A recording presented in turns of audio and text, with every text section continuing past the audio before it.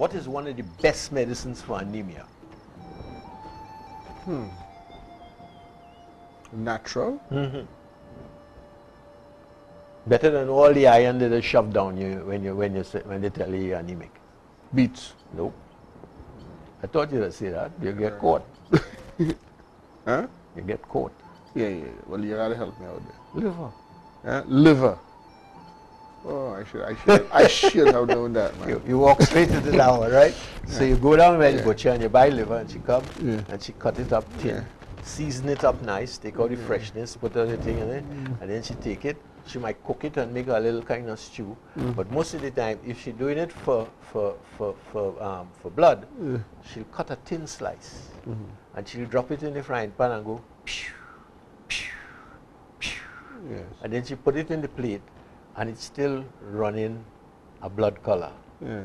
Because it's seared, it's not totally cooked. Yes. And you sit down and say, Ogid! And she'll say, eat it. Yes. Right? And 3 or 4 days later, your blood count come right back up. Yeah. People who have thalassemia minor, this give them all kinds of things.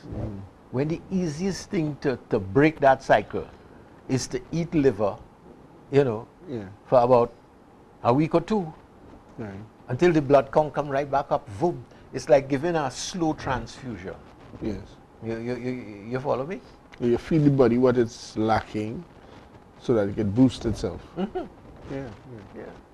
Or you have people who have kidney problems. You go and you buy kidney and just wash it. In England, you can go into the Butcher shop? the butcher shop and buy it. Or better still, you can go into a cafe and you'll see a pie made. Kidney pie. A steak and kidney pie. There's mixed steak and kidney together. All right. And that's a very popular meal. I've heard of it, never had it though. Okay, just make it taste good. All right. Nice crumbly, outside and thing. And good sauce inside. But anybody, anytime you're doing anything, look at another thing you used to have. They used to go to the market and used to buy tripe. Yes. What's tripe? The lining of the cow stomach. The lining of the cow stomach. You chop it up. Yeah. They have it clean. You soak it and everything, and they make soup with that. Yes. All of that is nutrients straight for the building of the intestinal system. Right.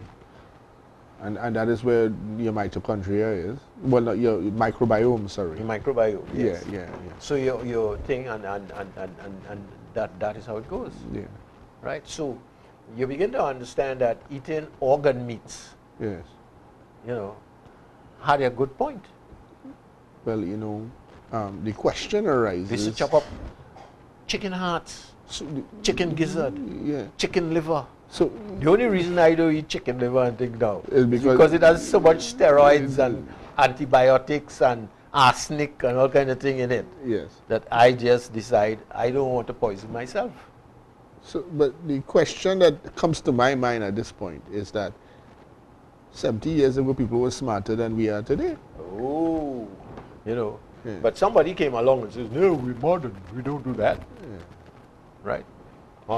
When you're sick, you go to the doctor and the doctor will give you pills. And he tell you that will fix your heart. No, it doesn't. Because it has no nutrients in it. How is it going to fix the heart? For the heart to fix it, it has to have nutrients. Right. The ATP cycle.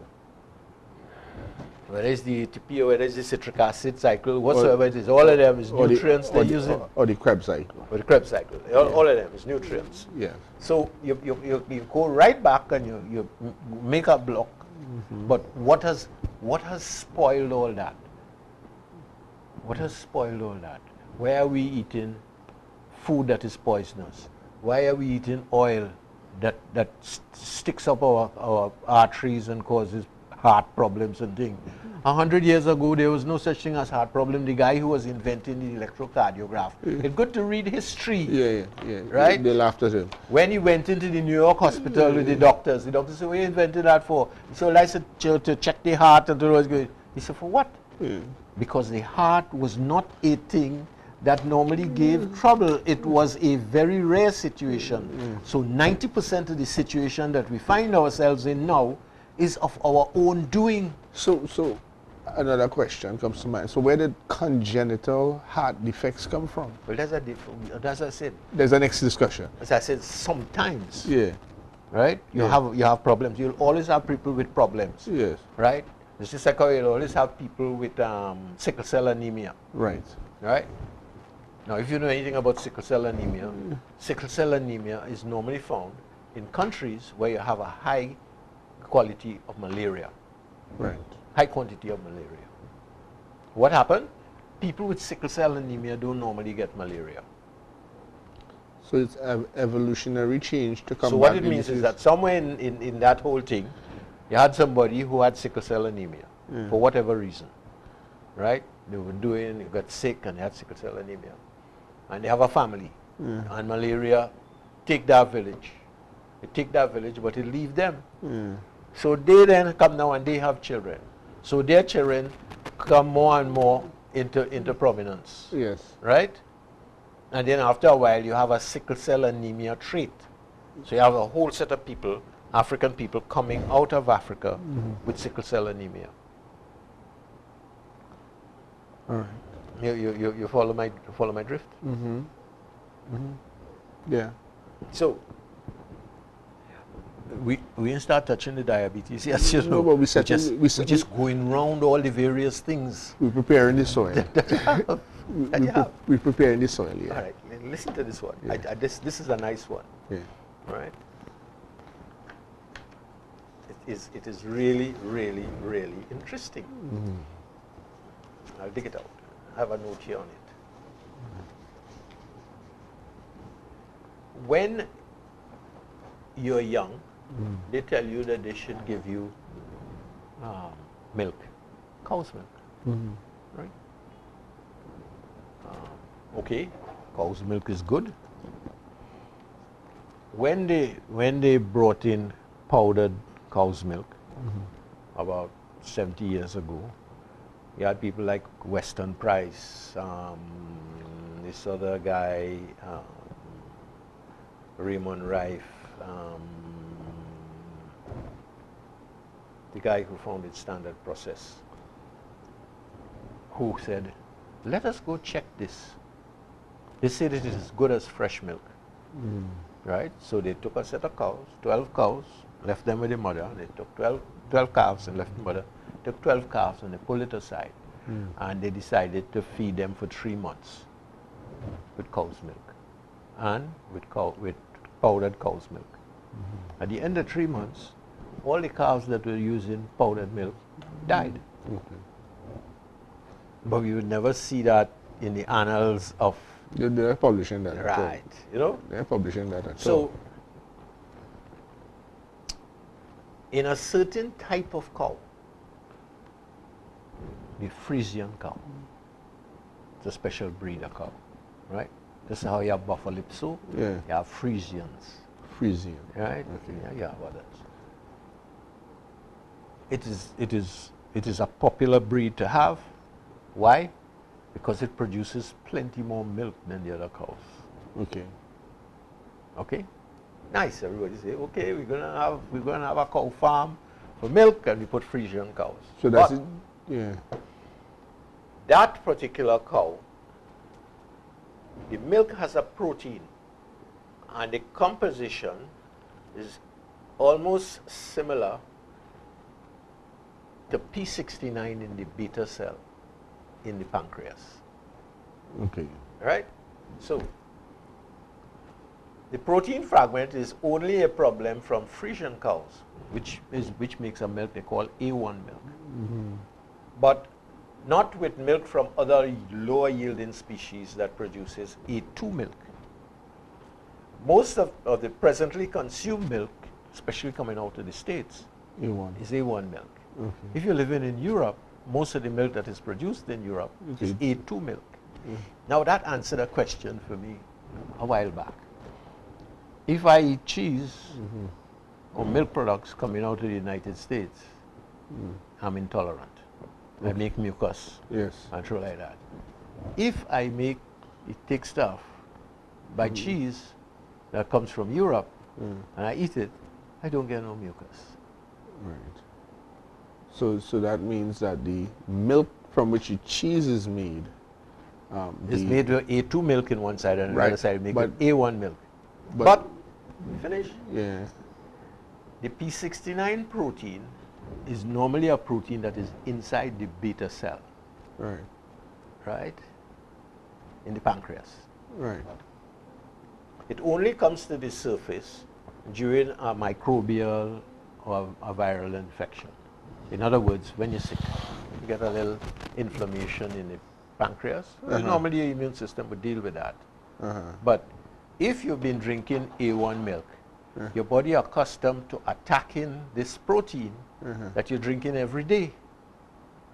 When the pancreas goes a little funky and it starts to expose, it might have a little, you know, opening, and that protein gets exposed, what do you think happens?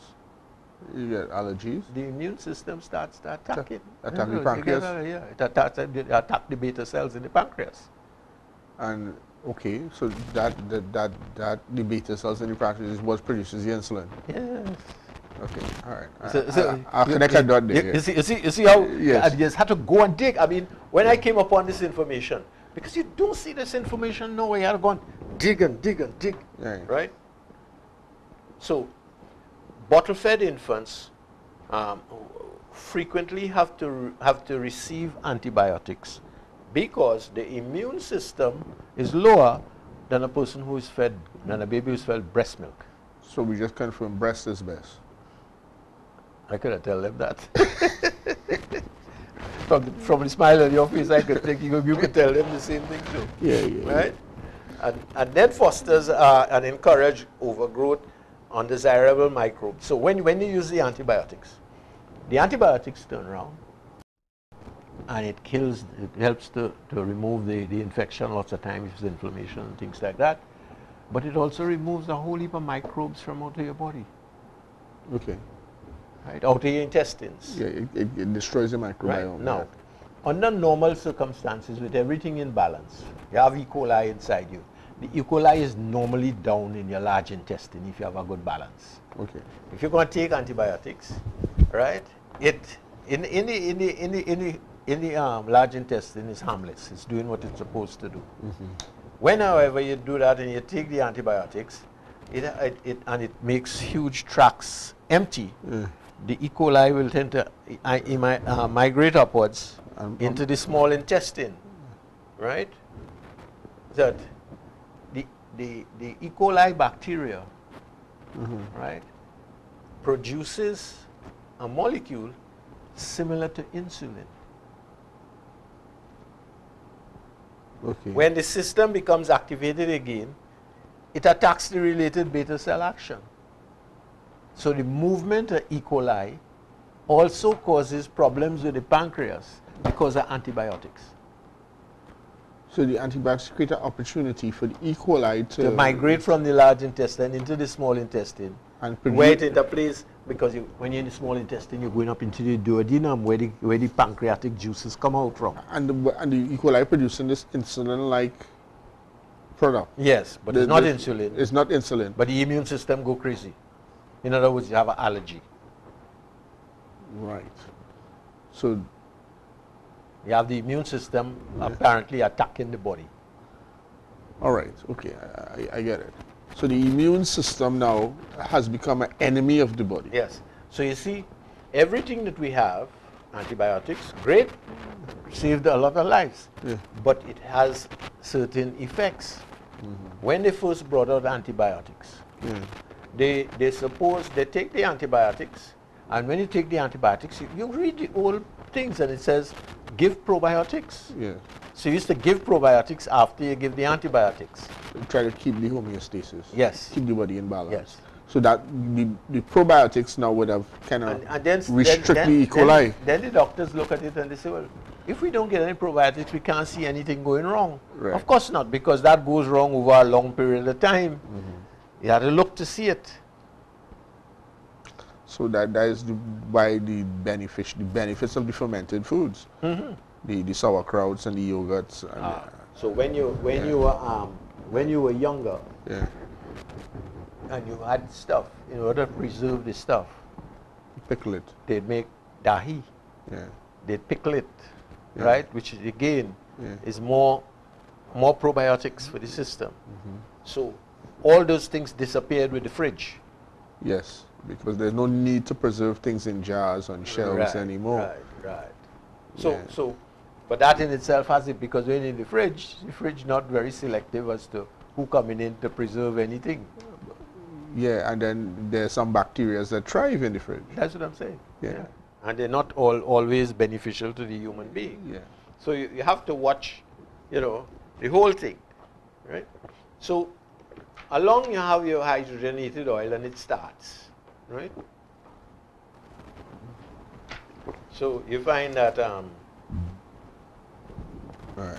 that somewhere after, I think it was in the time of Napoleon when they hydrogenated the oil, right?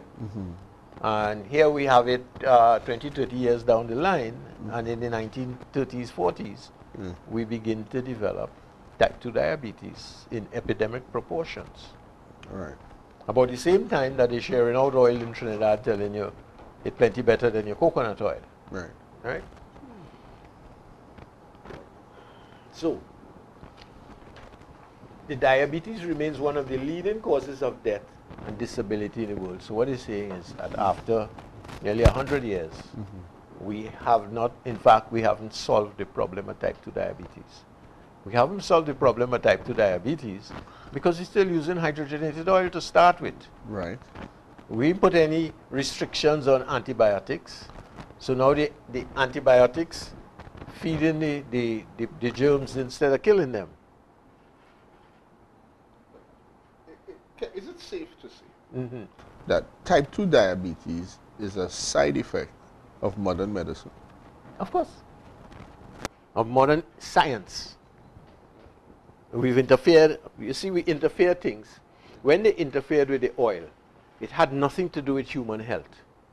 It had to do with making a profit. All right?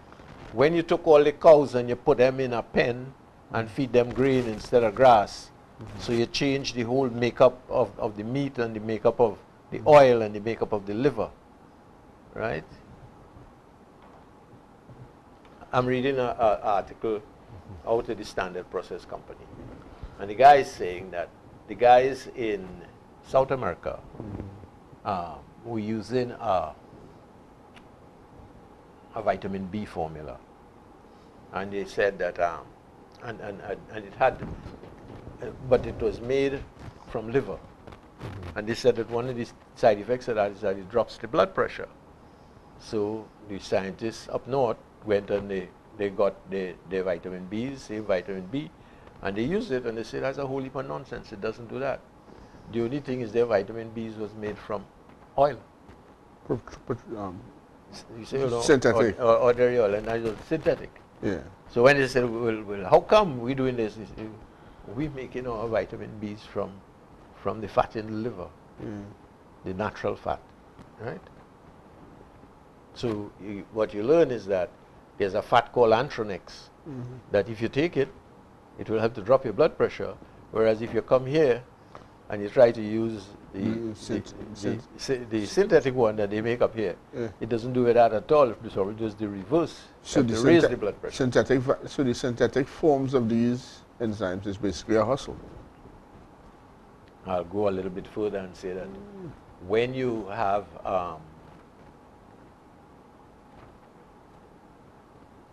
nature's vitamins, the molecular spin on the vitamin is always a anti-clockwise spin. When you make it out of oil and synthetics, and you heat it up and press it and you make it, most of the time it's a spin the other way. But that anti-clockwise spin, we're going into a little cosmology here. The whole universe spins anti-clockwise, right? Yes, to bring energy to so, you, yes. So that means it will be in alignment with what the universe wants. Yes. When you have most of the synthetic vitamins have a clockwise, clockwise spin. So the antagonistic to the universal spin. All right. So you understand how we're going along and we keep digging up. Yes. You're digging up things, but you're digging up things at a level that most people don't bother to try and connect. Yes. Right? So what we're doing is we have type 2 diabetes, but we're going all around the block. Because all around the block you have things that are interfering and aiding and abetting the hydrogenated oil. So you have a crazy epidemic. But it's not just an epidemic of type 2 diabetes. It's an epidemic of kidney failure. It's an epidemic of liver failure. It's an epidemic of heart attack.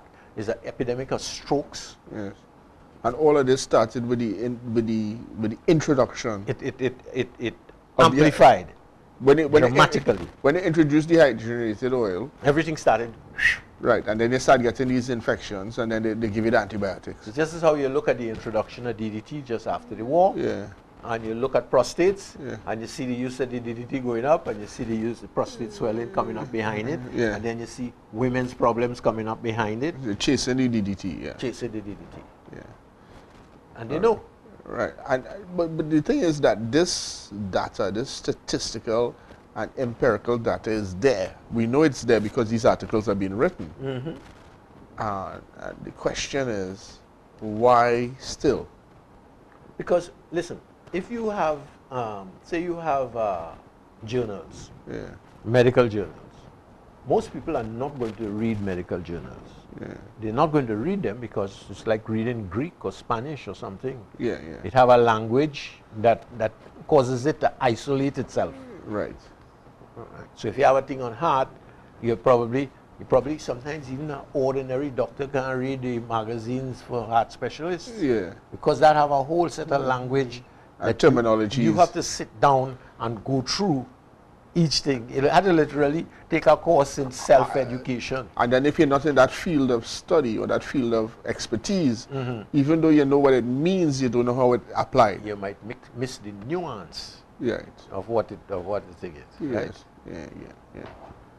All right, so that is why spiritual health is here, to bring the complicated listen what it says. Down, Complication of diabetes includes heart disease, circulation problems, kidney disease, degeneration of the retina leading to blindness, neuropathy resulting in numbness, destruction of nerves in the feet, tingling, pain, burning the extremities, foot ulcers leading to gangrene, leading to loss of limbs, and high risk of infections of everything. And that's just the tip of the iceberg. So when you look at all the symptoms of diabetes, there is like a total destruction of the human body. Yes. Right? Yes. Right. And then there's this whole pharmacological remedy for it that is steeped in the fact that you have to take it until you die. Right. So listen to this.